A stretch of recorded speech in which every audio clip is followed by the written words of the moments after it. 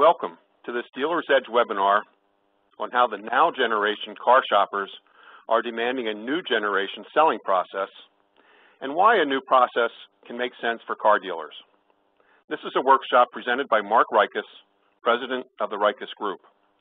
I'm Mike Bowers, Executive Editor of Dealer's Edge. Before we get too far into today's program, if you haven't already done so, please print out the handouts.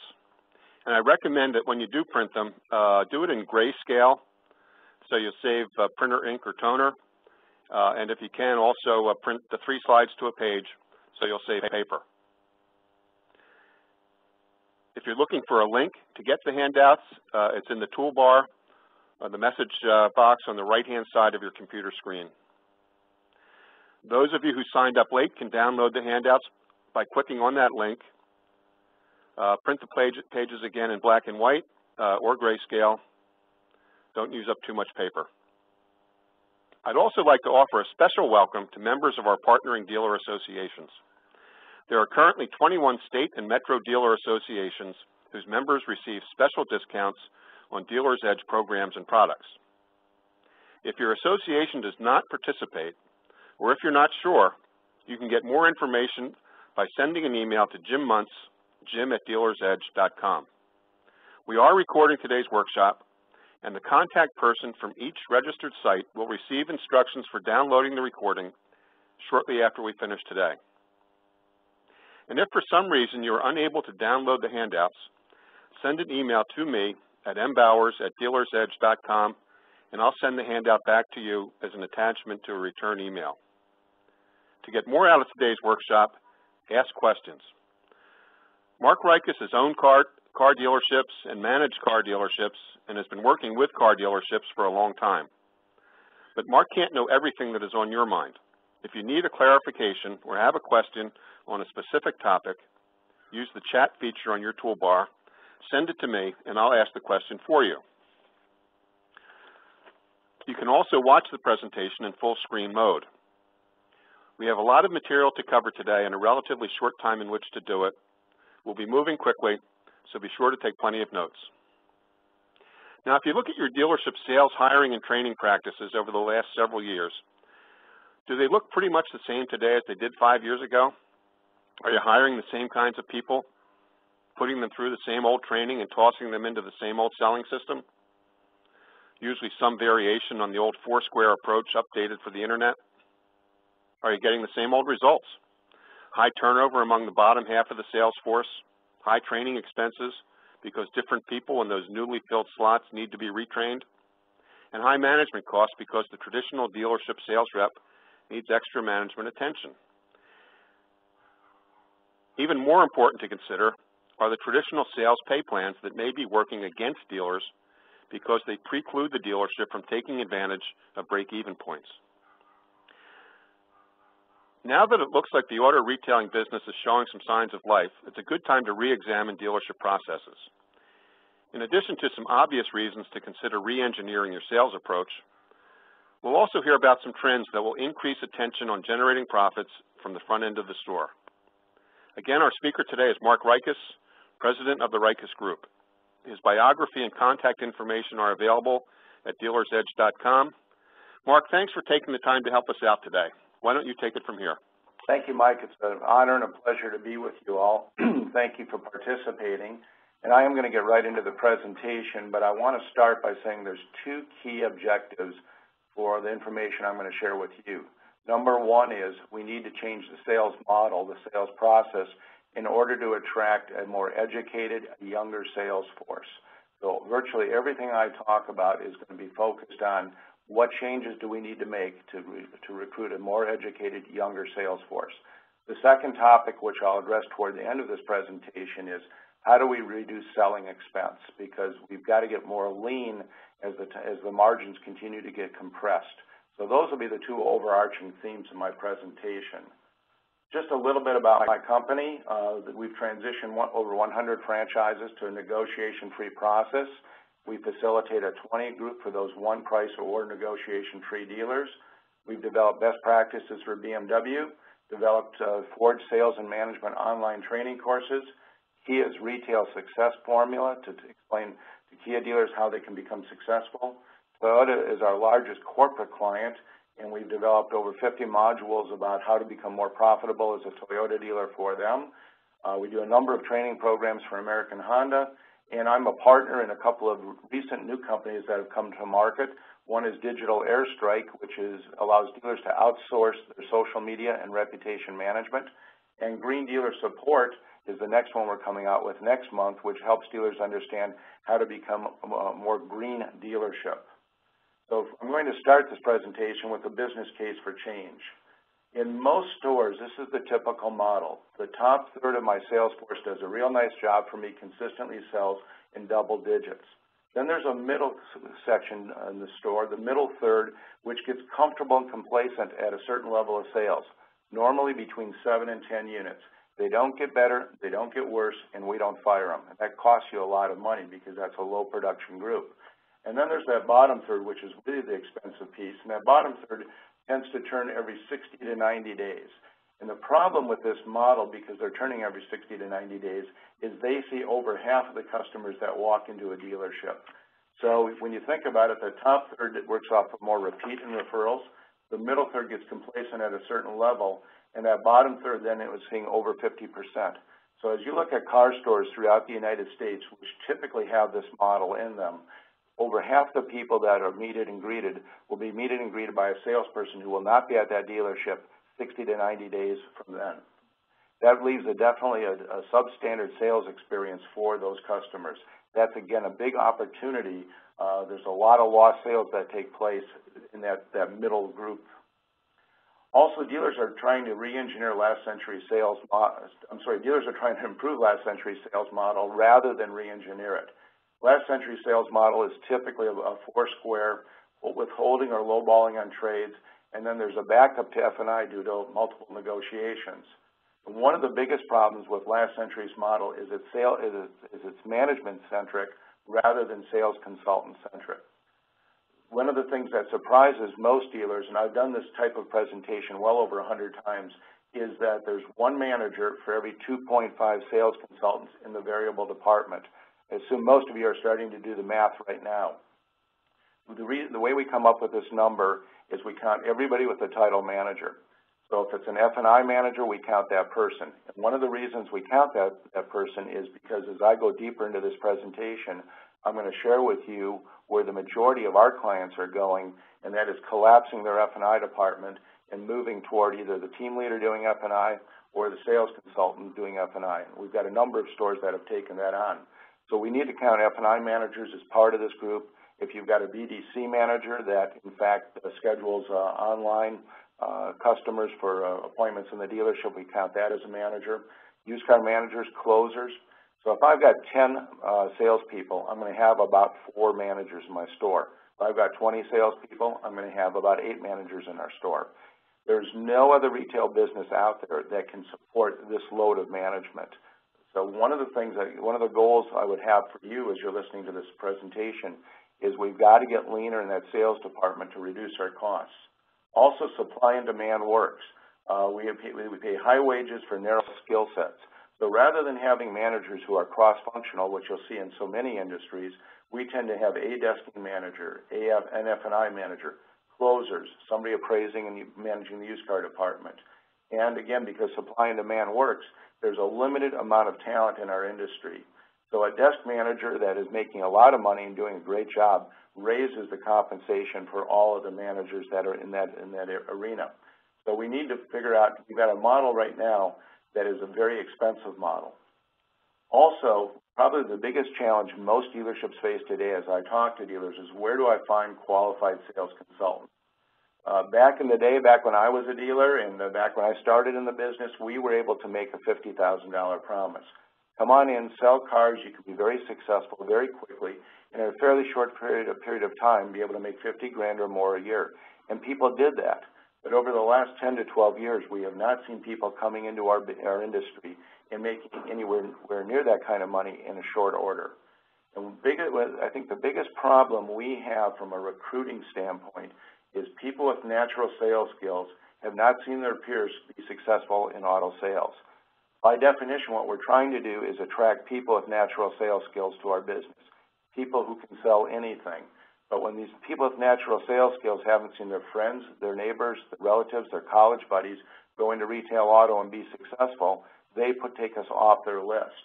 And in fact, if they talk to a friend, neighbor, relative, or college buddy who has gone into retail auto, they usually hear the negatives: long hours, tough environment, low income.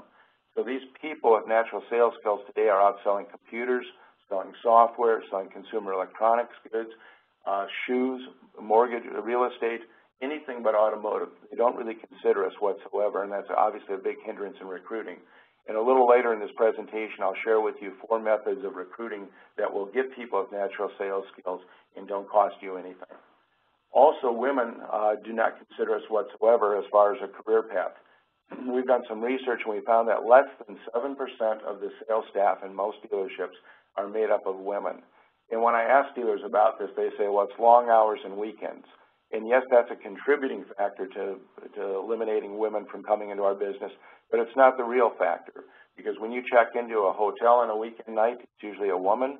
When you go to buy real estate on a Sunday, it's normally a woman. When you go to a jewelry store in a mall in the evening on a Saturday, it's normally a woman. So it is our environment that we create in the dealerships that chase women out of our business. It is not just the long hours and weekends. And I'm going to guess many of you, if not most of you, the way you got in the automobile business is you had natural sales skills. And at some point you sort of stumbled into a car store and said, I'll do this for a while. And immediately you started selling a lot of cars and percolated up and went into executive management and oftentimes bought the dealership. Well, today, Gen Y and women are not going to consider a job in auto sales unless as long as we have 50-plus hour work weeks, a command and control environment where salespeople are hopping between a guest and a desk, commission-only selling systems, and a sales process where they aren't empowered. Again, when you think about these people with natural sales skills who we're trying to attract to our business, what they get excited about is selling something. And when we have them jumping back and forth between a guest and a desk, we're really disempowering them, and that's going to turn them off even more to our business. Also, by definition, what we're trying to do is find good negotiators to populate our showroom floor. And the traditional model, there's just not enough good negotiators out there in the United States of America to fill all the spots that we have on the dealership showroom floor. So we need to change the sales model and change the environment, or we won't attract people with natural sales skills. This is the biggest cost any dealership has by far, and it's the cost of low closing ratio. You can plug whatever number you have in there based on the size of your dealership, but let's use the number 40 for the moment. Let's assume every one of your salespeople get 40 opportunities to sell a car. That could be walk-ins, that could be telephones, that could be internet appointments or internet leads. If these 40 people wind up with one of my better sales consultants, he or she will close me about 12 units. If these same 40 prospects wind up with one of my average to poor salespeople, they'll close about 6 units. They close about half of what the top salespeople sell. Let's assume a front and back end gross of $2,000 for this example. I now have $12,000 of lost income on these 6 units. I probably would have taken in 4 trades that I might have been able to retail for about $2,500 each all in. There's another $10,000 of income that we've lost. And let's assume we would have made $1,000 of fixed operations gross for each one of these 6 units. So as you look out over your sales staff today, you'll find many, many people selling 6 to 8 units, and the carrying cost for the dealership is $28,000 or more. So if you look out over your store, and the average in the United States, the average salesperson is selling around 6 to 8 units, somewhere in the closer to 8, that is costing you every month a significant amount of money. If you're a larger group and you have 10 people selling around 8 units, that's over $200,000 of lost income. So this is something, again, we've got to fix by getting better salespeople into our industry, and I'm going to give you very specific ways of doing that. Also, I think we need to set up a performance standard of 12 or nothing. Now, you can't go and just rip up your infrastructure tomorrow and say, if you don't sell 12 units, you're fired. You've got to put in the right infrastructure, which is the right recruiting process, or the right support process, or the right training process, or the right management. But if a sales consultant doesn't sell 12 units, it's costing you a significant amount of money and lost closing ratio. Also, a sales consultant today, it's hard for them to make a living selling 12 units. So in fact, that's got to be the standard of minimum performance standard in dealerships, and that's what we try to put into our client stores. So let me summarize this first segment. The majority of variable compensation dollars are flowing up to middle management. That leaves less and less money to pay sales consultants, so turnover will remain high. Grosses are low. And grosses are low typically, and I know there's some shortage on product, especially in the domestics right now, so grosses are not suffering as much today in the domestics, but when the market normalizes, those grosses will normalize as well. And there's two reasons that grosses are low. Certainly the internet is one. But the second reason that the grosses are low is in general, we don't have salespeople that add value based on what the consumer thinks adds value for them. The more value you add to a transaction, the more you can charge. So we need to find salespeople who can add more and more value for the customer, and the more value they can add, the higher I can start to raise my grosses. And again, I'll share some more data on that with you as we go forward. And maybe the biggest issue I think that dealerships are facing today, most of you, as I looked over the roster, are GMs and dealers that are on this call. My guess is that you'll want to be in this business 10, 15 years from now. Well, if you don't start recruiting people in their mid-20s today who have natural sales skills, where are your managers going to come from tomorrow in the next 10 years? In fact, I think dealerships have typically done a very poor job over the last 10 to 12 years recruiting people in their mid-20s. If you did a great job with that, today you'd have a lot of managers in their mid-30s on the showroom floor managing what is a younger sales crew with more women and looking more like the people that come and shop in your store. As I'm in dealerships, I tend to see 40-plus-year-old white guys managing 40-plus-year-old white guys. And that is a recipe for disaster 8 to 10 years from now, as we won't have middle managers to carry forward. So it's time to re-engineer last century's sales model. I'd like to just take a moment to see if there's any questions from the audience out there or any comments that I may be right or may be wrong on that business case for change. Well, Mark, let me interrupt you a bit, and it's just a little bit off topic. The concept of negotiation-free selling has been with us for 15, 16 years or more. Every time it comes up, there is a group of sales trainers on the other side who tell you that it doesn't work, that it's not the way to go. And I know you've heard the arguments. Why does the concept remain controversial, and how do you answer the people on the other side? Well, I think for starters, the people on the other side are probably trying to protect their income to some extent. So this would be a threat to them, and all the things they've been training over the last 10, 15 years would be incorrect for today's environment. But I do think that if we build our processes around what most customers are looking for, the majority of customers are looking for, we're going to be very successful. And this is a significant change. What we're talking about isn't easy to do whatsoever. Real change takes real change. And when you try to make a change like going to negotiation-free selling, you're going to look at your management team, and I think this is probably one of the biggest hindrances when you look at your management team and you say about half these managers will not be able to manage in a negotiation-free environment. They won't be able to manage the 25 to 30-year-olds that are highly educated that I want to bring into my business. They won't be able to manage women it takes different skill sets to manage women. So I think this is very threatening, this concept, to many middle managers and certainly other trainers that can I do this? Can we do this in my dealership? Can I do this? Can we do this as an industry? And again, we're really standing out as an industry of people. I often hear dealers say to me, well, the customer is changing and the salesperson is changing, the employees are changing. And I said, that's not correct. They have already changed, and they'll continue to change more. And the more they will change, the farther behind we're going to get, unless, in fact, we really adopt new sales processes and new practices. Why the focus? I understand the focus on more educated salespeople, but why necessarily younger salespeople? I mean, after all, not everybody is cut out to be a manager or even wants to be a manager. So why not look at older candidates? Well, that's a great question, Mike. And as I mentioned earlier, we're really looking for people with natural sales skills to come into our dealership.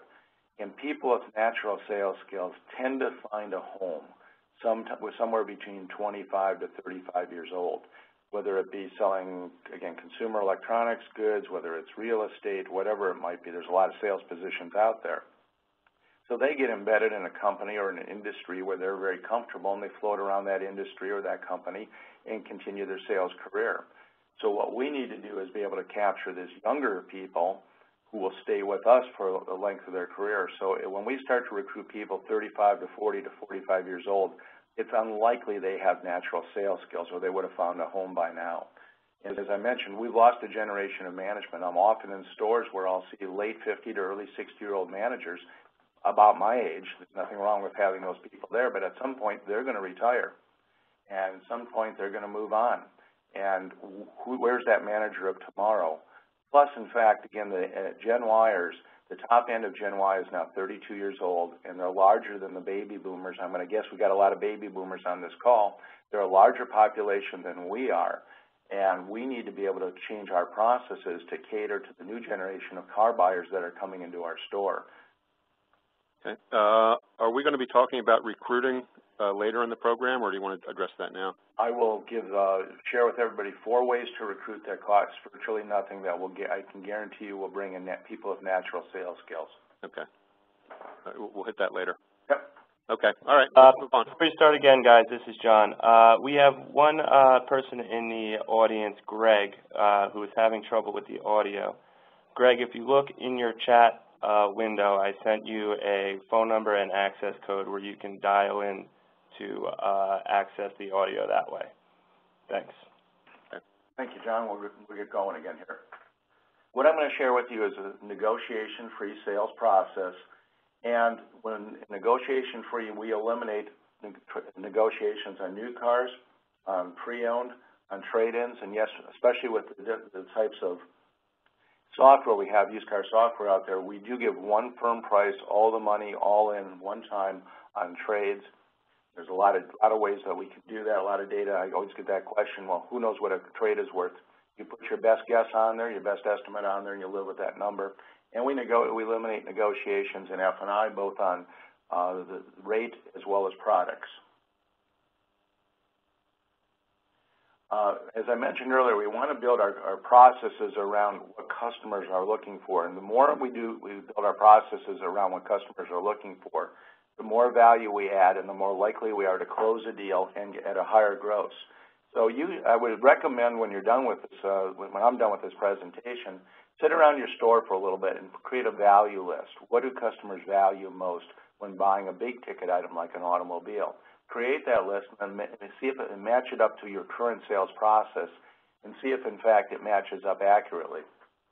I would submit this as what most customers want, but there's a lot of ways to create a different list. But what I think most customers are looking for is a competitive price, a pressure-free environment, and this is the big one. They want transparency. They want to play the game with the cards face up. And we hear that over and over, this word transparency in all types of businesses, and that's what they're looking for. They also want a process that's simple, a process that's fast, and a process that's delivered by empowered sales consultants. And when you can do these things, if you think about putting these things within your sales process, you add value and you can charge more. In the process we're talking about, it's a commodity plus a differentiating experience equals higher closing ratios and gross profits. And I believe this is what customers are looking for, is this differentiating experience. I don't think they're looking to want to spend 3 to 4 hours on a weekend trying to get the lowest price on the planet. And I don't think they're price sensitive for $5 to $8 a month, around $300 worth of gross. And so when I hear dealers say to me, I hear this all the time when I'm making these type of presentations, well, my customers will sell me out for $50 or $100. And I go right back to their sales process and tell me what is their sales process that differentiates you from the competition. Because if the process seems the same wherever customers go, they will sell you out for $50 or $100 because they're going to treat new and used vehicles like a commodity. So this differentiating experience, it's really counterintuitive. As I mentioned, we have well over 100 franchises on our negotiation-free process, and the vast majority of them have higher front-end grosses than the competition. Again, that's counterintuitive. but it gets back to that transaction where you're adding more value. When I add more value, when I'm faster, when I have an empowered sales consultant, et cetera, I can charge more. So what we're looking for, what you're looking for, when any of you go to retail, you're looking for a process that's fast, simple, transparent, fair, and one you feel in control of, one that's being done in your way. That's what we're looking for in the negotiation-free process. In the traditional process, it's long. Let me stop here for a moment and share with you some data. We've done a significant amount of research for the car companies. We've done over 100 stores and measured their sales cycle time. And I think this is a very important point. 70% of the cars are sold in 30% of the time your stores are open. So they're sold on weekends, a couple evenings a week, the last couple of days of the month. So those 70% of the sales take over 4 hours or more. And by the way, in those 4-hour sales processes, customers are left alone on average 11 times. Now this, aside from CSI, this 4+ hour sales process, which happens 70% of the time, is not only a CSI killer, it's a productivity killer. In fact, if you think about a Saturday and it takes 4 hours to sell a car, I'm limiting my sales force to selling 2 cars in a day. If I drive that time down to 2 hours, I double my capacity.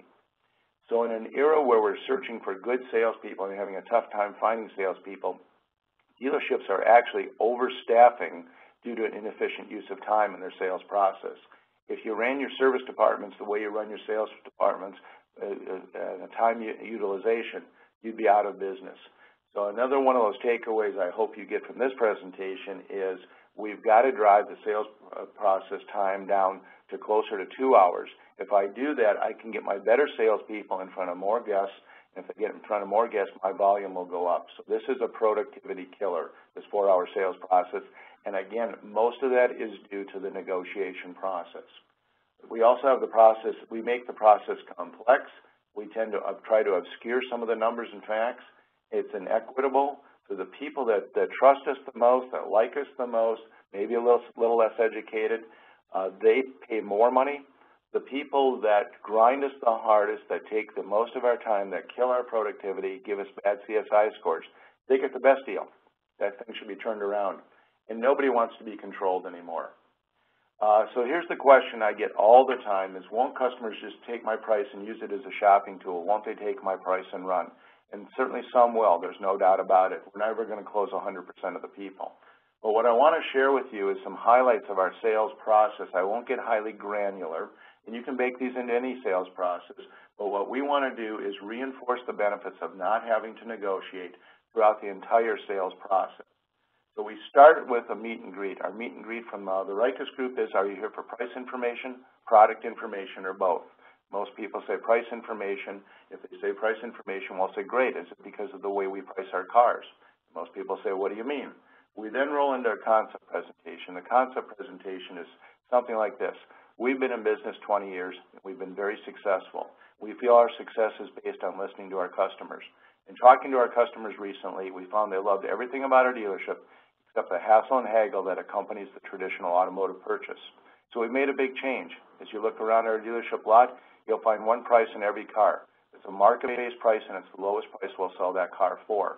We display our prices on our cars because we're proud of our prices. We want you to see them, and we don't mind if our competition sees them. Also, I'm a salaried salesperson who gets volume bonuses. So I'm not, whether I say the least expensive car on our lot or the most expensive car on our lot, I make the same money. My job isn't to make as much money as I can off of everybody I meet. So in 30 seconds or thereabouts, I just explain how long we've been in business, why we made the change we made, that we post our prices, it's the best price we have, we want our competition to look at them because we're proud of our pricing, and I explain how I'm paid. That is really powerful for the customers. From there, we roll over to a visual aid or a flip chart. And when you overview a process, people will do more of it. So we overview the process, reinforcing the benefits of not having to negotiate. And this is the point where we change our whole conversation to payments. Everything we talk about payments early and often, and all we're talking about at this point forward now is going to be payments, not price.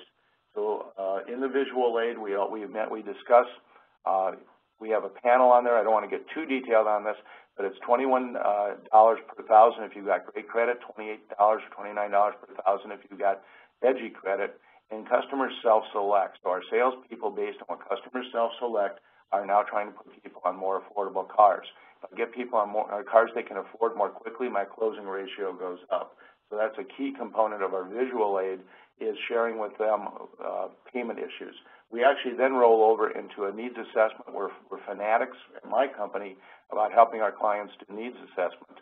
And the needs assessment isn't like the traditional needs assessment I think you find in most stores. We're asking how they use the internet for shopping to find more out about their shopping process. We're asking what other cars are they considering, so maybe we'll do an A-B comparison between my product and another product they're considering, and we'll ask them about budget. We'll stick on budget for a long time. And in that needs assessment, we'll always ask, would you like us to get your credit pre-approved while we take a test drive? If the answer is yes, we know we got a finance deal we got to get going on. So then we go out to do a presentation drive, and we have a pricing story. So every time we do a walk around in a vehicle, we're explaining how we got our prices, that we mystery shop our competition. We base our prices on supply and demand. Our manufacturers gives us data about the average selling prices. So we're educating rather than defending. This is probably the most different part of our sales process, and that is we have an interactive trade evaluation. So our trade evaluator, whoever's doing the trade evaluation, rides with the guests on every trade. And this is where we do the TL. We want to find out three things while we're riding on the trade. Number one, are you sold on the product you're looking at? So if it's a Toyota store and it's a Tundra, I'm going to ask you, what do you like about the Tundra? And I'll do a takeaway close virtually every time as a manager. So if, in fact, they're not completely sold on the Tundra, I'm going to start to switch them there rather than go out through the rest of the sales process and serve up numbers. I'm also going to ask about budget. We talked about budget. Are we in a vehicle that's affordable to you, or would you like to look at other vehicles? So again, if it's not something that's affordable to them, I'm going to switch them rather than serve up numbers. And then I'm also going to ask, is the experience in our dealership different than any experience you've ever had in an auto purchasing? And then I get a chance to reinforce with our concept statement how we do business. So by the time I ask for the order, I'm going to get very little pushback on negotiations. Will everybody try to negotiate? Yes. But will they try to negotiate with a lot of vigor? Not so many. I'm going to share with you now, let me just see if there's any questions, Mike, that may have come in while I was doing that, and ultimately I'm going to get to compensation here in a little bit. That's one of the questions about compensation I always get. Okay, let me ask you something. This might be just slightly off topic, but it's a question from the audience. Are you familiar with the Auto Trader TIM? TIM. Yes, I am. Okay, are you familiar with that? Trade and Marketplace, yes, I am. Okay, right, Trade and Market. Could you maybe, for people who aren't familiar with it, could you explain what that is for the audience and offer your opinion as to whether you think that is going to change the way dealers appraise trade-ins?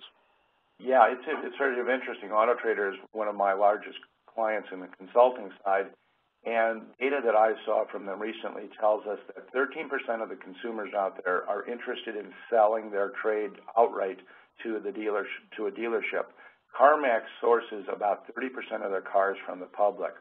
So I think something like Trade and Marketplace, again, fits perfectly with what we're talking about. What Trade and Marketplace does is allow a consumer to get a price on their vehicle.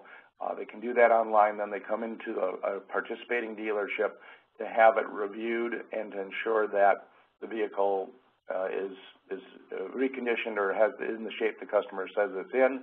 And if it is, they can offer to write a check for that consumer, and that is backed up, if you will, almost like an insurance policy by Autotrader.com. What we've learned, though, and from our One Price guys, this is really interesting what we've learned. I'm glad we got this question, is Trade and Marketplace is usually anywhere from $300 to $500 lower than I might appraise a trade if I put all the money in.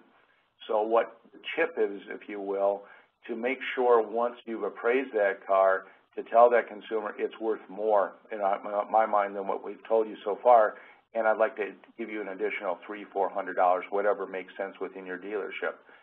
That is the difference between having them continue to shop and closing a deal by elevating that number internally. And in most cases, you certainly are looking for trades. It's an inexpensive way to get a trade. And in fact, once you bought their car, you've got a great chance to say, now let's talk about your own transportation needs. Is there a chance I could sell you a new car? So trade-in marketplace is a great tool. I think it's going to continue to get refined. Auto Trader will probably get competition for it. So hopefully that answered the question. Okay, and then just as a follow-up, then, if we put the trade-in, then sort of gets taken out of the process, then the 4 square becomes a 3 square. Where does that leave the old selling process? Well, not everybody's using trade-in marketplace No. at this point, but again, the consumer, you know, I'm going to talk about pricing in a moment. Yeah. When you really think about it, the consumer's now doing the pricing. There's so much information they have on what their trade is worth, what the new car should be selling for, what a used car should be selling for, that it's a misnomer to say that we're setting our prices and we're setting our grosses. Really, the marketplace is starting to do that. And again, the more dealers catch up with what the marketplace is telling us, the better. And so you're right, 4 square has gone to 3 square, but customers also know about financing, and they know all the different equations coming in, or most of them do. So they're well educated and they're much less fearful going into a dealership. That's other data I've just seen, much less fearful, because they've done their homework, they've got their data, and they're looking for a sales process to match up to what they want. Okay. Another question, can we ask you to go back and talk about why in this approach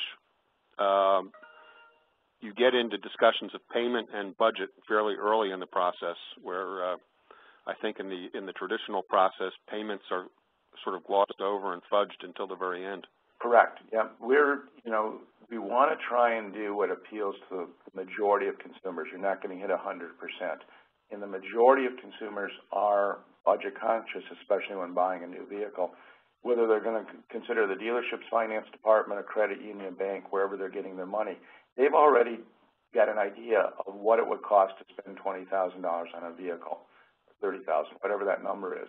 So that's their hot button. I want to get off price, get onto budget, if you will, affordability-related issues, and then continually build value as much as I can.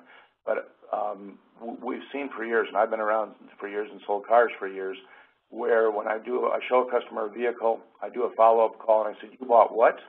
It didn't even match up close to the vehicle I showed them, and it's almost always less expensive. So I've gone through this whole process. Everybody's realized at the end of the process they can't afford the vehicle, and the customer now learns how to go shop for a less expensive vehicle. So we're all about payments. Okay, I think we're ready to move on. All right. I'm going to share with you now, I'm going to share with you 3 phases going forward from here. And we're now a negotiation-free dealer, and I'm going to ultimately, at the end of this presentation, share with you what it looks like when salespeople do F&I. So that'll be very controversial, I'm sure. But pricing has got to become a core competency because we're controlling the gross. If you think about it today, if you have 2 or 3 desk managers and 8 or 10 salespeople, you've got a lot of variations on how gross is controlled. In our model, we've got one person, usually the GSM or the GM, who controls the gross with a lot of input from the team members. Pricing, again, has to become a core competency. You're becoming more of a retailer, not just a car dealer, if you will. We adjust prices based on market conditions, and we tend to adjust our prices weekly. So we'll tend to take one line of vehicles. If it's a Honda store, we'll do Accords one day, we'll do Civics the next, Ridgeline the next. So we're looking at a line of vehicles every week, and we price based on market conditions. So if I'm in a Honda store and I've got 10 Accords on the ground and I got 20 coming, I'm going to mark them down less, the 10 on the ground, to make room for the 20.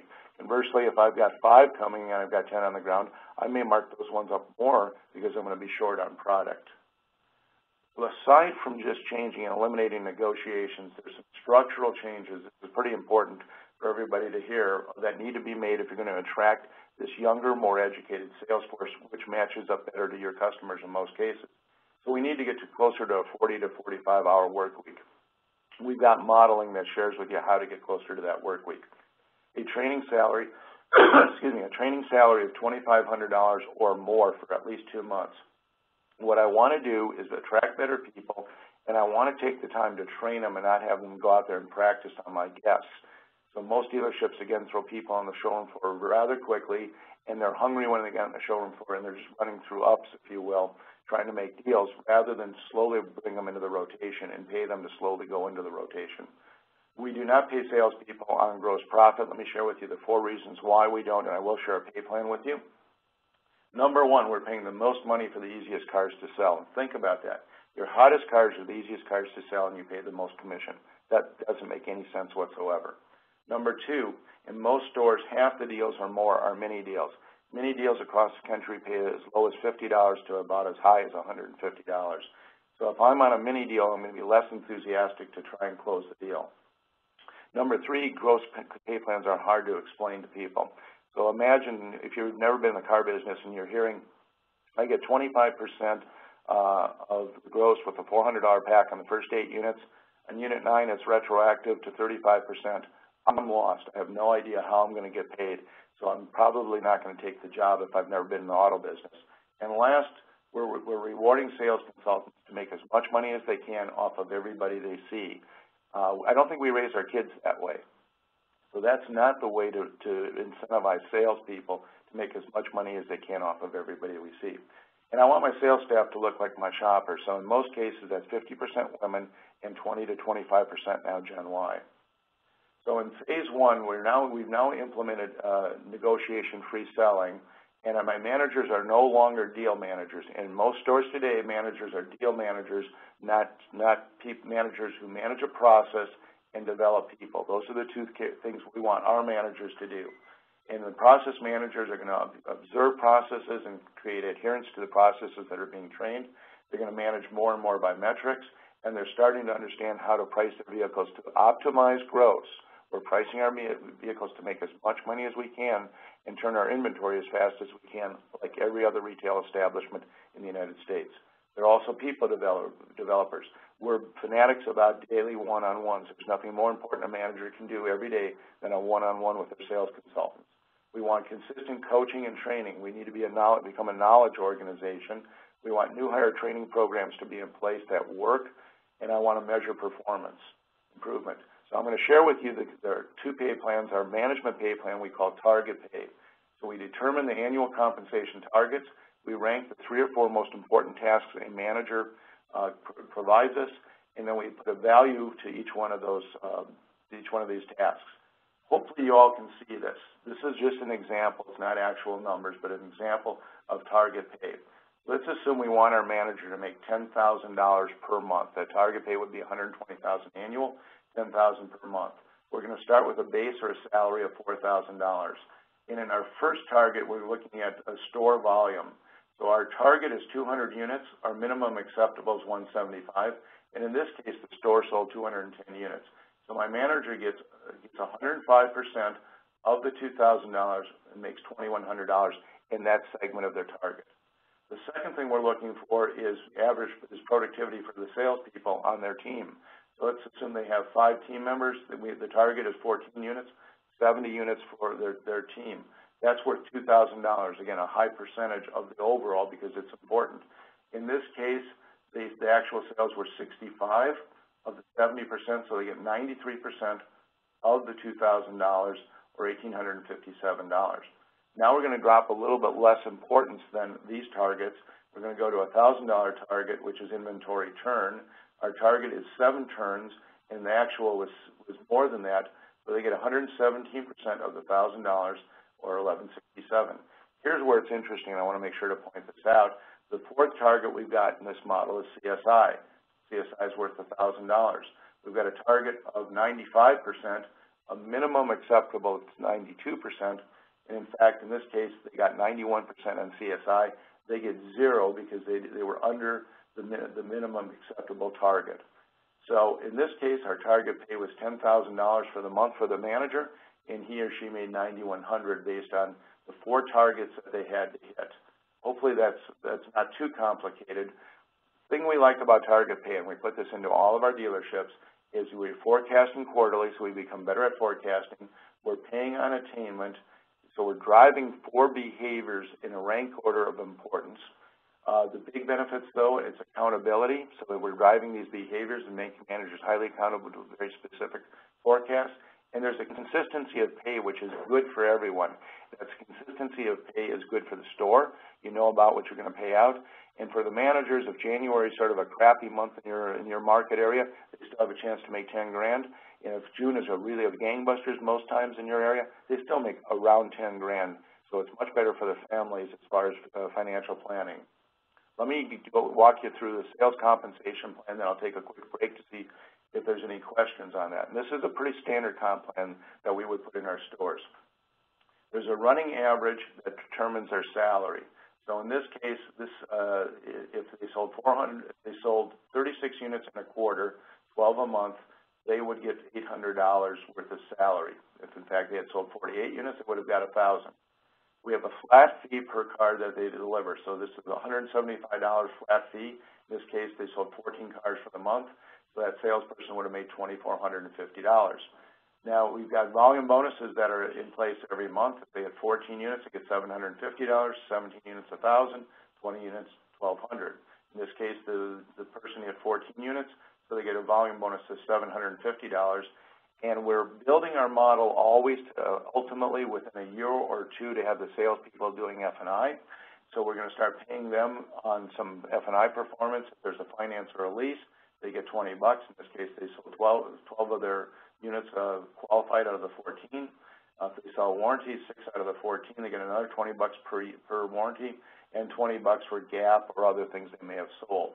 This is actually fairly typical. In our 20 group, the average salesperson sells about 14 units and makes about $321 a car and gets about $4,500 a month. So this is not untypical from what we see within our 20 group. Before I get to this slide, Mike, if there's any questions, they may have to type quickly, but compensation is always an issue. Okay, yeah, and it is, and especially if we're talking about managers' compensation, and we have managers sitting in the audience. The question that arises is, I've spent my whole life in a traditional system. If we switch to a more modern approach, does that mean my pay is going to get cut? How do you answer that question? And great question. And what's your experience been? We never want to lose any of our top performers, whether they be salespeople or management. So what we do with managers when we do a transition, if they're buying in and they want to give this a try, we guarantee that they can't make less than they've made historically. So whether we go back 90 days or we go back 12 months, if they averaged $8,000 a month, for at least the first 60 days, we will not pay them less than they have had historically. All I want my managers to do when we launch this is focus on developing people and managing a process. It takes a while to learn. There's a learning curve in a new selling system, obviously, so it takes a while. So I want to make them comfortable, actually, and have them focused on let's get the processes in place and let's get the right people in place. So they make no less in the first 60 days. And during that period of time, and we also develop this compensation plan, and if this compensation plan exceeds what they've made historically, they get the higher of the two. So the goal is really not to lessen what the managers are making, but to make them more valuable to the organization by paying them out of the 4 buckets we talked about.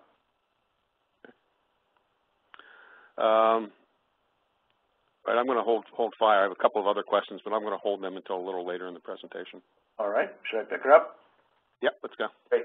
Let me share with you again. I've spent a lot about how do I increase my gross. That again, especially in an era of a lot of margin compression. So here's what we talk about. We want to differentiate each step of the process from the competition, and we do that by educating, not defending. One of my representatives told me a long time ago what our whole process is about is educating, not defending. When you think about it, when a customer walks in and you serve up your first numbers and you're leaving yourself extra gross, which is what you do in a traditional environment, the first thing most customers say is, where'd you get that number? Why would I pay that much money? And the salesperson starts to defend the number rather than educate, here's how I came up with that number and here's why it's a competitive market number. So we're all about educating, not defending. And what we found in our dealerships, and I've been doing this for a long time, that the sales increase, and most of our stores do have a sales increase over time, comes from conquest sales, not beating up your fellow Toyota dealer. So when a conquest sale comes in, somebody's considering a Camry versus an Accord, and they've gone to the store that's, let's say the Honda store is traditional, and it's been a 3-4 hour process. I know more than the sales consultant does about the car. The manager's chasing me at the end of the deal, trying to give me another 100 for my trade to close the deal. Then I leave and go look at the Toyota store, which is a negotiation-free store. A highly educated salesperson who can talk to me intelligently about affordability options. There's not extreme pressure. The price is highly competitive. I've done my shopping. I've done my homework. So do I buy the Accord or do I buy the Camry when I'm in between? I'm more likely to buy the Camry. So our clients don't necessarily beat up the next Toyota dealer. We're going to lose some to them. They're going to lose some to us. But where we really make volume is when I've got customers who are shopping 2 or 3 units, and I have a salesperson who can make such a superior presentation than what they find in the traditional dealership. So this conquest sales is where we really make our hay. But to increase the front-end gross, I need to have salespeople with extreme product knowledge. So whatever the customer walks in and believes they know, I have salespeople who can take them to the next level of understanding how they're going to drive that vehicle, what they're going to use that vehicle for. And if I'm a consumer and I have somebody with extreme product knowledge, I'm likely to pay more. Also, most customers are caught between products. Do I buy the Camry? Do I buy the Accord? Do I lease or do I finance? Do I buy new? Do I buy a CPO? Do I buy a CPO? Do I buy used? Most people are caught between products. If I've got an intelligent sales consultant who can help me in an honest manner when I'm caught between products, I'll pay more. And then finally, none of you on this call, I assume, would ever buy from a realtor a home if they didn't give you financial options and talk to you about affordability. Why would it be any different in the automobile business? So once we have a stable sales staff, we're always starting to train them in affordability counseling, and if they can help me understand more about affordability and financial options, I will pay more. So we increase our volume through conquest sales, and we increase our gross through these 3 factors. This one, I think most of you, make sure I get all your attention on this, because this is sort of the magic pill that we've found that will allow you to recruit the salespeople you're looking for with natural sales skills, more Gen Y and more women. Probably have everybody's attention right now. What we do with our clients is we use Craigslist, and we post an ad on Craigslist for a customer service representative. We do not say automotive. We tend to say women and men. We say college preferred, and then we talk about a 40 to 45-hour work week, a family's-owned store, etc., paid training, benefits, all these things. You all can do this. Craigslist is free. Tonight, run an ad, customer service representative, don't mention auto, put college preferred on there, put women and men, put some of your benefits, and tomorrow you'll have 100 applications in a metro market, guaranteed. We've done this over and over now with our clients. So this is the easiest way to recruit possible, and this will get you the people you're looking for. If you don't have the right infrastructure and environment, by the way, they won't come work for you. Also, we have hiring placards throughout the dealership, typically a woman with some signage saying we're now hiring and some benefits, and that these placards are in the customer lounge, service drive, and the showroom floor, so we're always trying to recruit. We send emails out to our customer base quarterly. All of you probably, because you're on this call, are doing a lot of things right in creating a lot of satisfied customers. Go to your owner base on a proactive manner. So every quarter, you're letting them know if you like the way you bought a car here, you'll love working here, and we're looking for salespeople. So we never recruit out of need. We're always recruiting constantly throughout the month and throughout the year. And then finally, if you haven't got an employment button on your website, I would have a woman on the website talking about the benefits of working at your dealership. So I just shared with you 4 ways of recruiting that cost you virtually nothing, and I can guarantee you they'll bring in people with natural sales skills, they'll bring in women, bring in educated. Let's move to the second phase now, where we're going to eliminate the finance department. Before we do, Mark. What's that? Before we do, I have a question that you might want to answer now. Are you comfortable giving out names of some of your clients? And there's some interest in who's using this approach, and I guess unspoken there is, can we contact them? Sure. What I would recommend if they could email me. Let me give you my email address. And so if it's a Honda store, we've got probably 15 Honda stores, 15, 20 Toyota stores, plenty of domestics, Ford and GM, Chrysler. So let me give you my email address so I can direct you to somebody that has primarily the same brand, if at all possible, BMW, etc. So my email address is M, then it's my last name, R-I-K-E-S-S, that's M. Rikus, @earthlink.net. Make sure it's a .net, not .com. And you can ask me any question you want, but if you want to say who's doing what we're describing, I'd be happy to direct you to the dealerships that are doing this. Okay. All righty. Let me move into now we're in phase 2. We've already implemented negotiation free, and now we're going to start to move into a phase where we're going to eliminate the F&I. We haven't eliminated it yet, but we're going to eliminate the F&I department. This is a key element in all of our stores that ultimately eliminate the F&I department as we know it. There's a document processor. So we're going to get a lead document processor we're going to hire. This person's very organized, very accurate, good people skills, typically from a real estate office, like somebody that has you sign all those papers, maybe somebody from your DMV in your office, and they make about $30,000 to $40,000.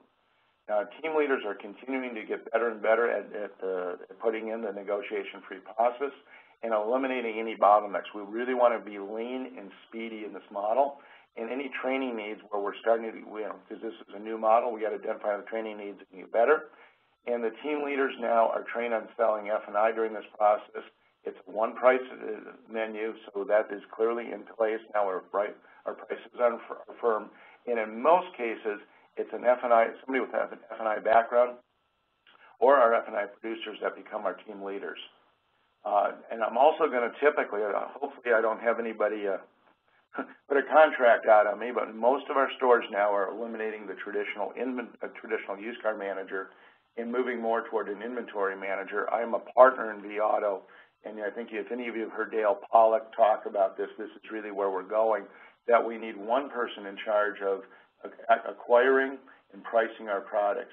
I want somebody with good computer skills, somebody that's analytical and organized, and they're primarily doing product acquisition and doing pricing and markdowns. And that's probably around a $40,000 job rather than the $80,000 to $100,000 traditional approach. Now I'm going to have my team leader sell F&I. I'm going to flip that switch. Now we've got a lead document processor and one document processor for 5 sales consultants. Again, the reason we go to this is to speed up the process. I don't want my managers loading deals. I don't want anybody doing this related to F&I loading deals. It takes 40 to 50 minutes of typing, of loading and printing out documents. All that clerical per transaction, we've measured that as 40 to 50 minutes. You get killed in this type of model if you don't have clerical support, because it's a very lean model. So I've got most of my document processors are part-time. I'm paying them $10 to $15 an hour. My team leader is now making about 50% of his or her compensation on volume and 50% of his or her compensation on F&I. So the F&I back-end dollars typically do not go down, as I've got somebody with F&I experience in that position, and half of their income is tied to F&I. Phase 3, I'm going to take you into now when we collapse the team leader model.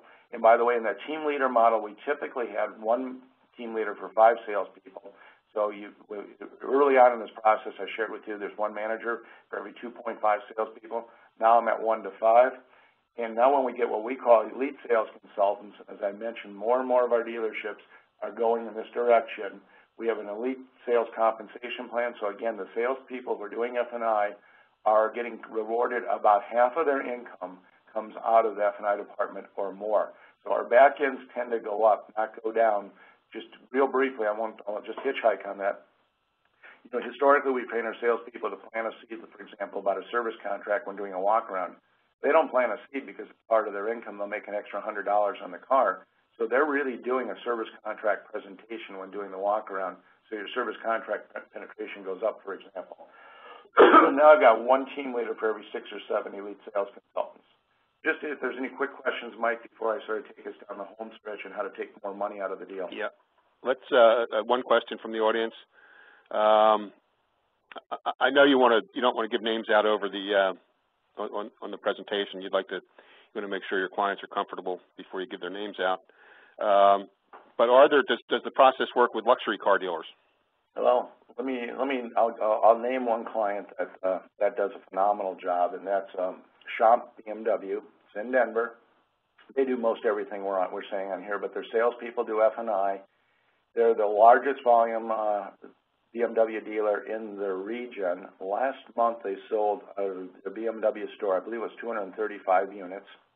And their salespeople do F&I. Again, I don't want to share any specific numbers other than they're a very low-cost provider. They're that 1-to-6, 1-to-7 management ratio.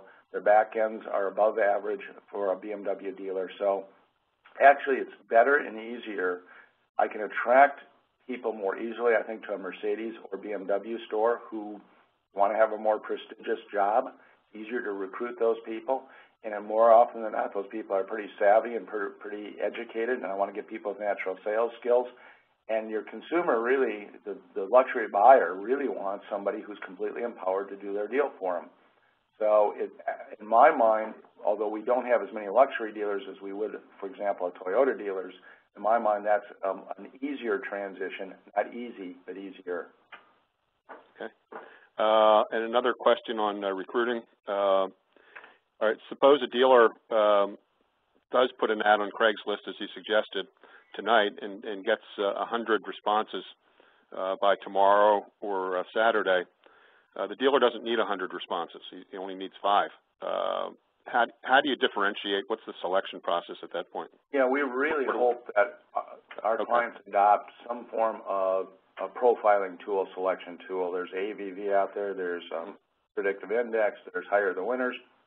Again, I'd be happy if you send me an email to refer you to companies that we like.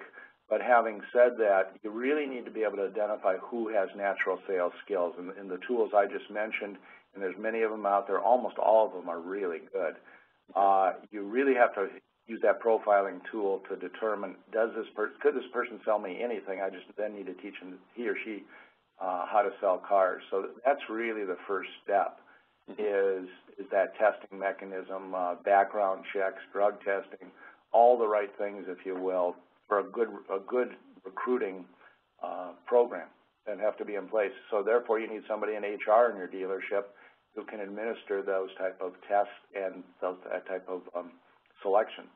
Okay, and I'm assuming if you do get 100 responses, that a portion of them will be obviously not qualified.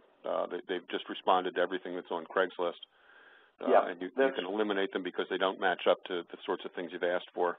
Correct, and you have to, once you get back to them, you're certainly going to explain that you're an auto dealer and that you feel what your salespeople really do is serve the customer, and that's why you put the ad in there as customer service representatives.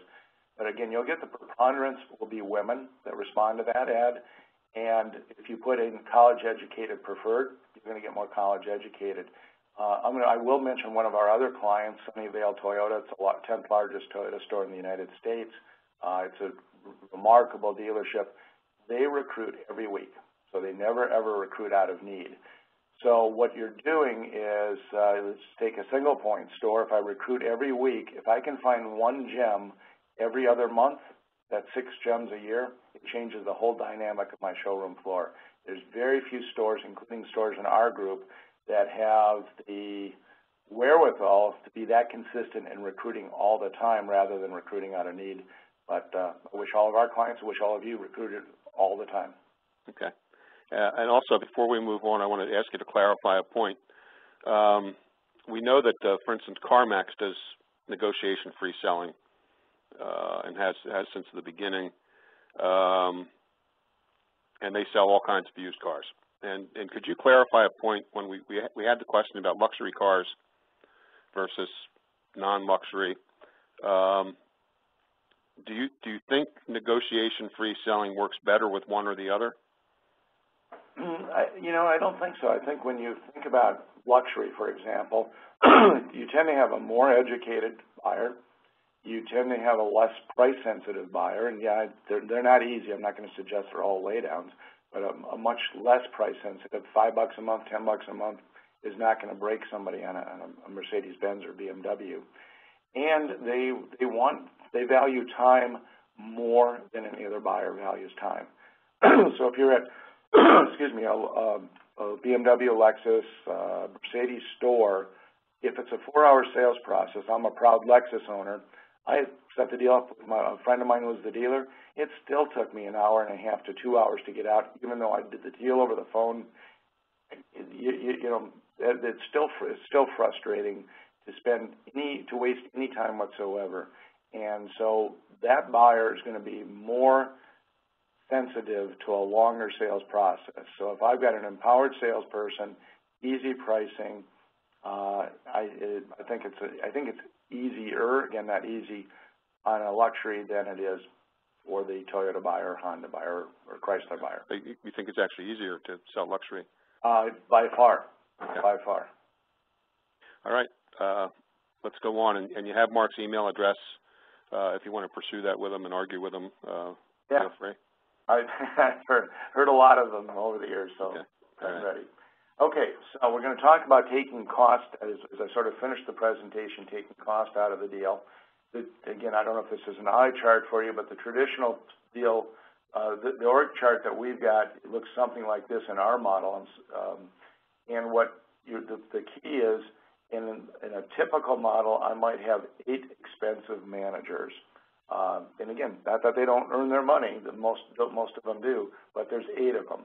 In our model, we're down to 3 team leaders with a less expensive inventory manager and a less expensive document processors. Our net cost savings on average in our 20 group on a before and after comparison in selling expense is taking anywhere from $175 to $250 out of selling expense. Let me just go back for 1 second and share with you where the salespeople are doing F&I. Let me give you, so you get a feel for how powerful that is from a cost-saving aspect. We typically will pay something like $150 for the car sale, $100 for a finance or lease, $75 for a service contract, and $25 for gap or accessories or whatever else. So a salesperson that touches most of those or virtually all those bases, he or she'll earn about $350 to $375 in commission on that vehicle. But when you touch all those bases, your gross, depending on the type of vehicle you have, your gross will be somewhere between $3,000 and $4,000 all in, front and back end. So you're going to be paying out somewhere around 12% in this model. So our variable, we're running with significantly less management and paying out significantly less in variable compensation. Again, very, very lean, very cost effective. So just to sort of recap this low-cost provider, the higher the productivity, again, in our group it's around 14 units per person, and the variable comp is around 18%. The higher I can drive productivity, the lower I can drive my variable comp, because my salespeople can still make good money selling 13, 14, 15 units, and I can pay out less a percentage. None of our dealers negotiate rate. None of our dealers, to my knowledge, are on a 75-25 split program, because most of the reserve dollars they hang on the book stick. In our group, 93 cents out of every reserve dollar sticks with no 75-25 split program, so they're picking up about 18% in savings, if you will. The used car manager is now an inventory manager. About $40,000 is what that person earns. Cross-functional managers, we're reducing our headcount by about 38%. We've eliminated the need to hire people for their good negotiation skills in management. So when you're hiring people for just good people skills and good process skills, we're reducing our compensation costs because we're not going for those narrow skill sets I mentioned earlier in the presentation. Market-based pricing drives less wholesale loss because it drives faster turns on new and used vehicles. And my last of my, I think, 3 slides left, excuse me, the market has changed. There's a transparent purchaser out there. If you're a great used car dealer, really doing a terrific job, turning your inventory in 30 days or less, you're probably not negotiating by more than $100 or $200 at the most. You're by almost de facto one price. Excuse me. Women make up 50% of the purchasers in most stores. We know women dislike negotiations, no doubt about that. Gen Yers make up at least 10 to 20% of the purchasers in most stores. We know they dislike negotiations. So when you look at this, you've got around 70% of the people who really are not looking for a negotiation process whatsoever. So most dealers are trying to perfect the sales process for a shrinking owner base. And again, that really isn't going to cost you if you try to do that. So to connect the dots, if we don't stop the bottom third of our salesperson from turning over, we're going to have 50% of our customers at risk, and I'm going to need more managers to go out and close that 50% of the customers that are at risk. I'm going to have lower closing ratios and lower grosses because I'm going to give up gross to try and close these people, and I can never become a low-cost provider. You can never get to that 1 to 5, 1 to 6, 1 to 7, because that bottom third is seeing over 50% of your customers, and you need to capture them, and you need to have managers go out to close those deals. I always end with these 5 questions. If you can answer yes to all 5 questions, you probably don't need to change your sales model. Most people don't answer yes to all 5 questions. And Mike, I'm open to any questions the audience may have.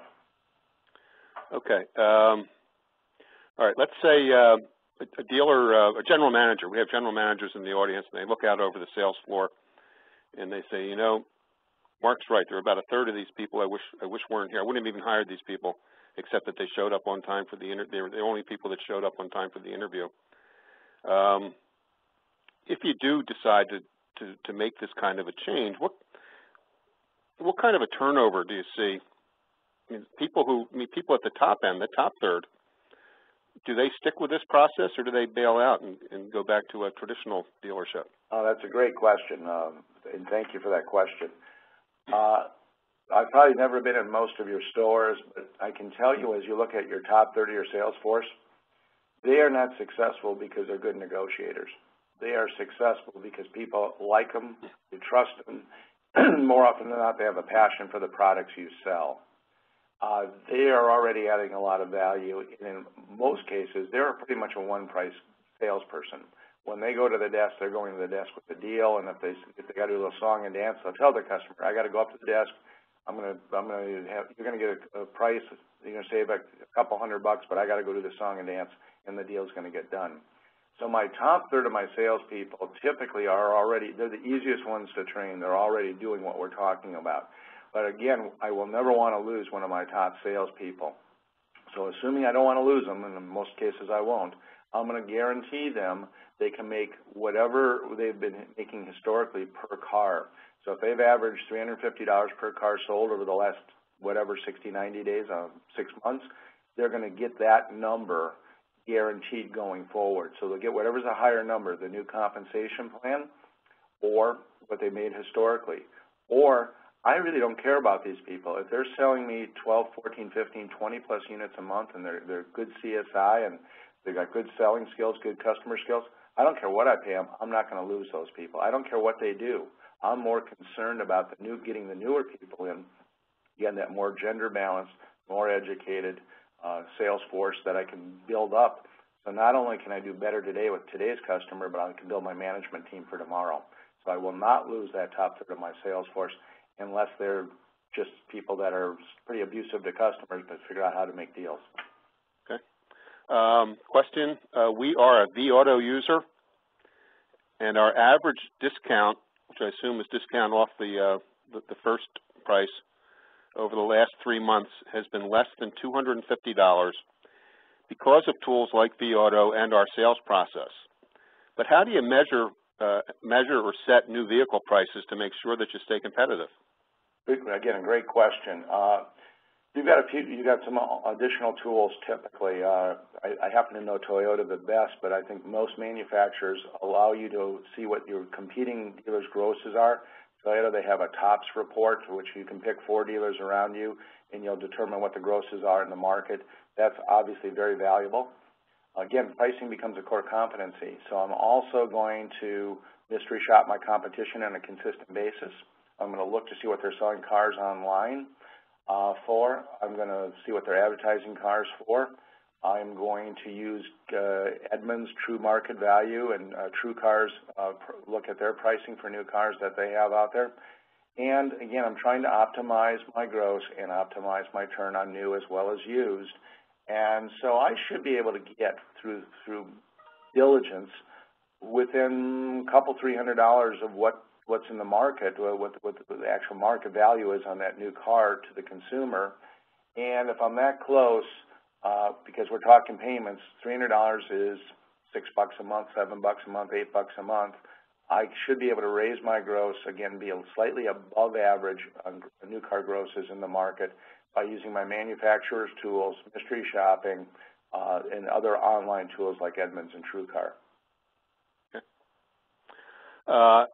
One of the reasons I wanted to do this program today with you, Mark, is this idea of becoming the low-cost producer.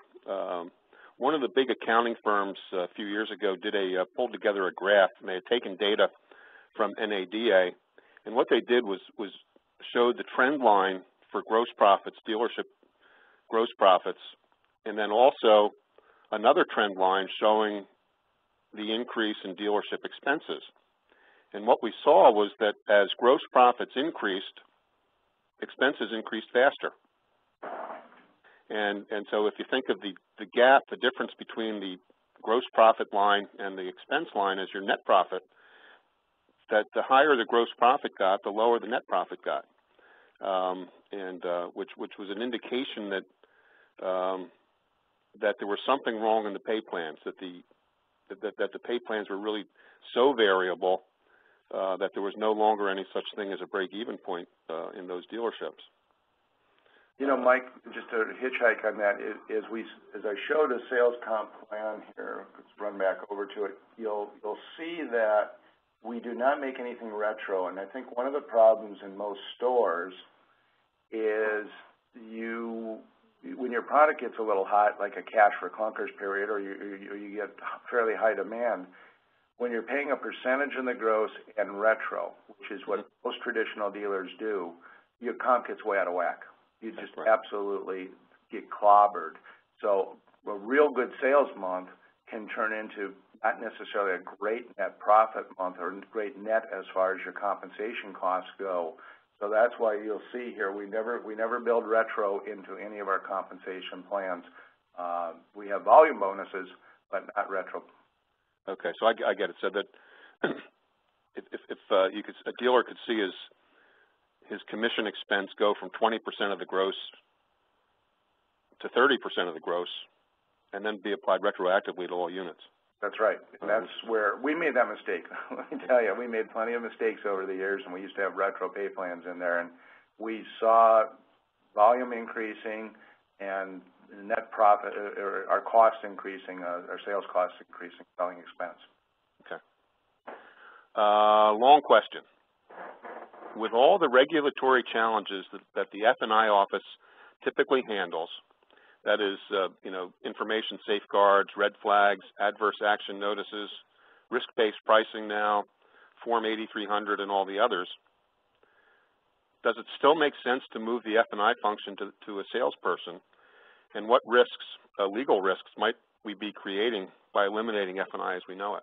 Yeah, great question. That's why we have document processors that are trained in compliance. So all the issues you just ticked off, I mean, the document processors get thoroughly trained, and they are our compliance managers as well. So they typically sign out the deal, and what we've heard from our clients, we probably have anywhere from, of our own clients, 6 to 8 dealerships or dealership groups with the salespeople doing F&I. There's probably more out there. They may not be my clients. That the office gets cleaner deals. There's less errors and omissions, and there's less compliance-related issues when I've got literally a professional. I'll go back to, I assume most everyone on this call has at one time bought a house, and what you had is a separate document processor either come to your office or when you went to the loan office, sign you out. The loan officer wasn't the one that signed you out. It's somebody that's trained to make sure every I is dotted and every T is crossed. And so what we've learned is that it's a more compliant system and less errors and omissions going into the office when we have these professional document processors. Okay, so the document or compliance or document processors is really more of an administrative or clerical function, and so you want administrative type people doing it. That's correct. And your best salespeople and often your best F&I people are not the most organized people. So you're asking them to spend a lot of time, which burns up productivity, to do something that may not be their natural instinct, which is to be highly organized in those compliance-related areas. Okay. Another follow-up question on staying competitive. From my understanding, the top performing V-Auto dealers, and I know you don't work for V-Auto, you just happen to have an interest in it. V-Auto dealers balance inventory turns and gross profits at around 16 to 18 turns.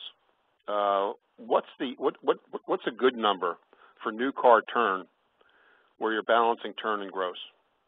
You know, so much of it depends on the manufacturer. So much of it depends on the incentives that are out there.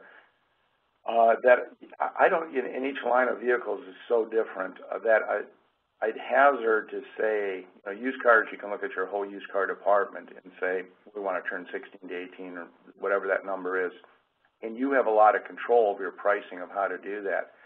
New car inventory is you can't get all the good hot cars you want, and again, if you're a GM or Ford store today, you probably can't get even the average inventory you're looking for. Toyota, you may be long today where you historically haven't been long. So we still certainly want to see it go in less than 60 days, but there's so many challenges out there from the automaker as far as, again, availability, incentive programs, that it just seems to spike up and down all the time. So I don't know that I can give you a blanket answer. I do know, though, that if you're a V-Auto, let me just go over and give you a couple of more tips. You don't have to be V-Auto, any kind of used car dealer. I just happen to be a big fan of V-Autos. But one thing I skipped over there is one of our measurements is that when you take out CPO cars, you should have around 50% or less of your sales be your shingle. So in other words, if I sell 100 used cars, and 30 of them are CPO, and I've got 70 used cars I retailed that weren't CPO, 35 or less should be, if I'm at a Ford store, should be Fords. If that number, if you're over 50%, you're missing the market because people don't shop by the shingle anymore, the signage on your facility, they shop by the model. And so that's one of the reasons, again, we like inventory managers, is they tend to use the used car software tools more effectively. The other thing we're seeing, and just to hitchhike on that in used cars, and I'm going to guess most of the people that are listening here, which is different than it might have been 2 or 3 years ago, are retailing every car that passes a safety state inspection. So they're selling $2,000 cars and $5,000 cars that they may not have been retailing a couple of years ago, and actually making about the same gross or better gross on those low-end cars. So that's a couple of things we're seeing for the best used car dealers. They're under 50% on the shingle, and they're retailing every car possible that they take in as long as it passes safety and state inspections.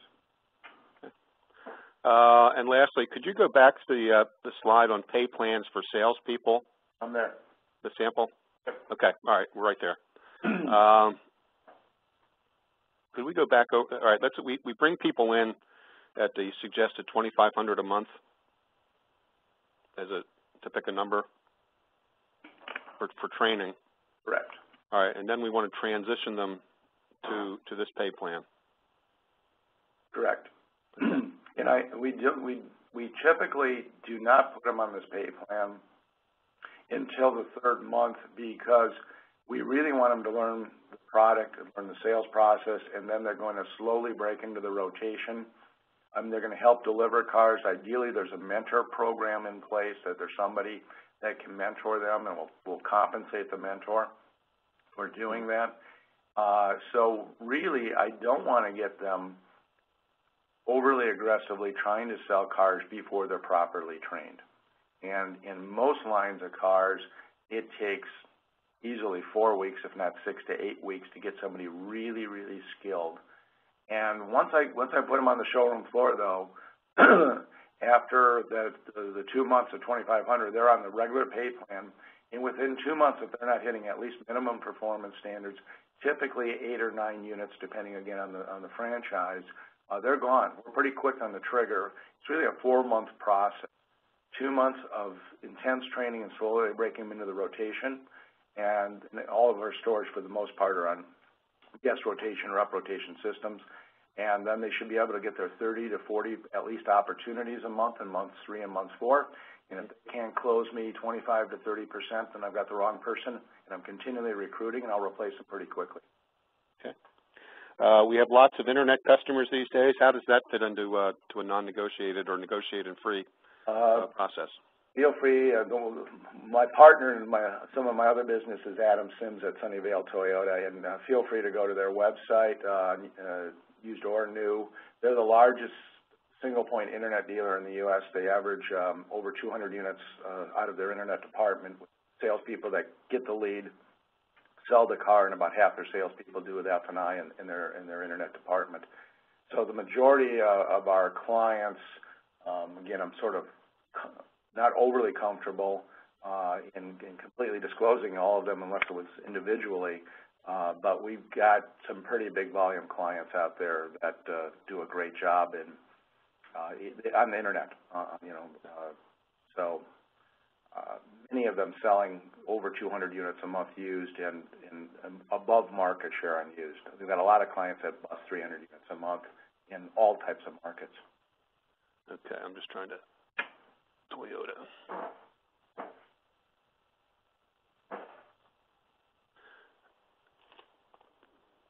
Okay. All right, and then on the staying on the sales consultant compensation plan, if I read this accurately, then this particular salesperson would earn $4,500 for the month? On 14-unit sales, correct. And okay. This is fairly indicative. Okay, and that puts them a little over $50,000 a year. But these are, if we're doing this right, these are college-educated people who have some ambition. What do you do going forward after a few years? What kind of progression can they have? Yeah, that's, again, a great question. If they don't go into management, what we like is a sort of a career path, if you will, in sales. So the higher volume they get, they can get a personal ad allowance. They might be able to get, in some stores, they get assistants to help book them. And your top 3 salespeople might have a clerical assistant person that helps follow up customers and helps prospect for them and helps customer relations. You can give them a more flexible schedule. There's a lot of things you can do to reward your people as they get more proficient and better, and again start to get in that years 3, 4, 5 where more and more of their business is repeat and referral. I want to make their job as easy as possible and give them as much support as possible if they're not moving into management. Okay. Got a challenging question for you. I'm a bit confused about having salespeople doing the F&I portion of the transaction. If it were a real estate transaction, the realtor never signs the client out. How do you maintain consistent processes and profits with a recommendation of not having F&I managers? Do you have actual dealers doing that? Yeah, that's where our document processors come in. That's exactly right. We want to, again, make the process as fast for the customer as possible. I want to get my better salespeople in front of as many guests as I can, as quickly as I can.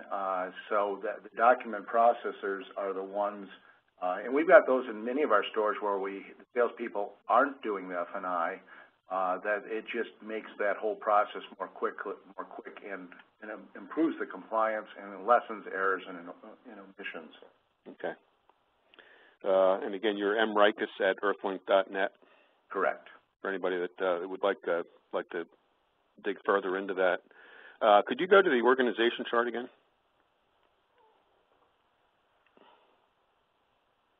Get there. There we go. Okay. Okay. All right. In the NFS process, where do internet sales fit in?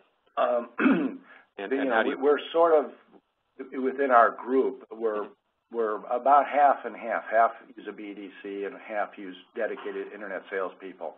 My bias, my suggestion to all of our clients is to have dedicated internet salespeople.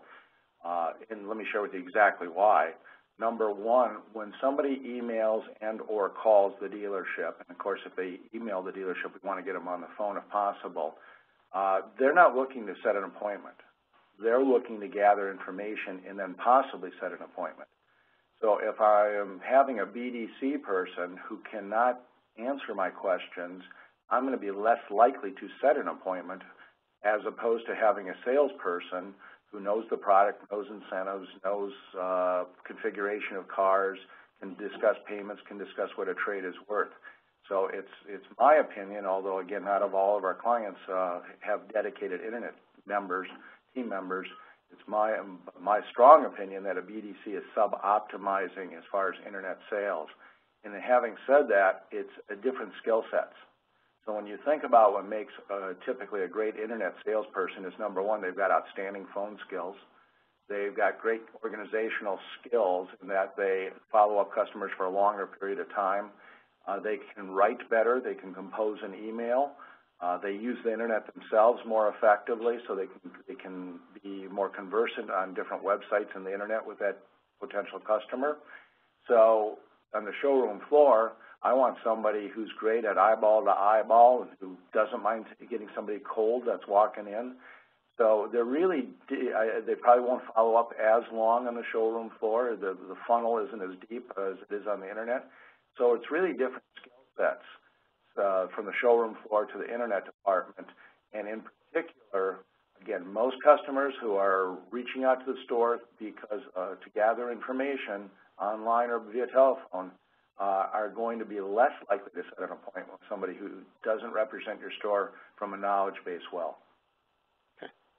And then how do you pay those internet people? Very similar to the showroom floor. There really typically isn't much difference. I'm going to go back to Sunnyvale, which is a store I can talk openly about. The average salesperson sells 15 to 17 units in their internet department. Again, it's dedicated, and about half the people do F&I now in that department, and they make the same pay plan as the showroom floor.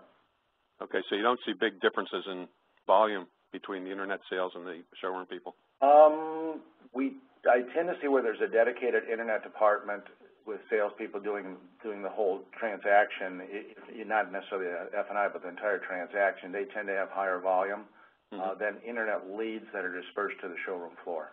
Okay. Higher show rate on appointments. If you're making the appointment with me, and I've talked to you already or emailed with you already, I tend to have a little higher show rate on my appointments as well. Okay. All right. Well, that looks like that brings us to the end of our questions and also brings us to the end of our time today. I want to thank everybody in the audience for joining us this afternoon and for staying with us for the last 90 minutes. I'd especially like to thank our members of the partner associations. Those are those state and metro dealer associations that have arranged special discounts with Dealer's Edge. And again, if you'd like to know more about that program, please send an email to Jim Muntz, jim@dealersedge.com. And then also thank you very much to Mark Rikus of the Rikus Group for taking his time and putting together this presentation and sharing his expertise with us. I know he would love to hear from you if you have more detailed questions for him. Again, you've got his contact information, and please feel free to call or email Mark Rikus. We also hope you can join us next week, a very timely topic, and this has to do with getting more of the aftermarket business, particularly those cars that are now on the road that are out of warranty, whether you sold them or not. How do you bring them back into your service department, and what are some of the special techniques available for selling to those folks? That would be next Thursday. Hope you can join us. I'm Mike Bowers for Dealer's Edge, and we'll be signing off now.